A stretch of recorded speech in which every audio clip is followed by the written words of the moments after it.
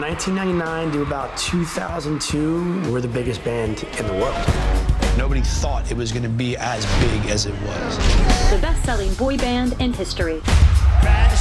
Then it just stopped. What do you do when you're a full-grown man in a boy band? When you finally saw the finished, cut-together documentary, was there any part that was like particularly like hard to watch for you?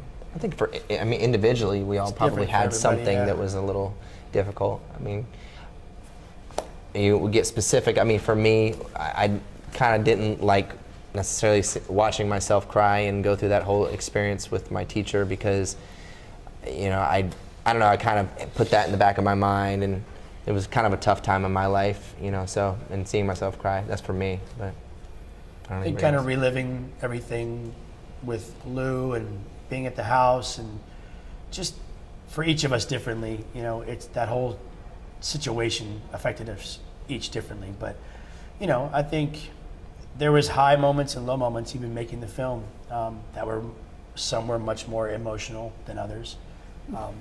I think it was a great learning experience, a relearning experience of each of us, you know. My voice therapy stuff is hard to watch, just because it was such a trying time in my life that I happened to be right in the middle of. So to introduce it to the world, it was something that I really tried to hide.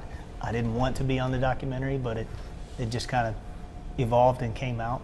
So, but it's good that I'm better now and getting stronger each and every day. So. And were any of the outfits from back in the 90s, did you see any, or you see the footage looking back now and think like, oh. Absolutely. There were quite a few. That's hard to look at too. Of course. Quite a few. Yep. Yes. Lots of interesting fashion. Yeah.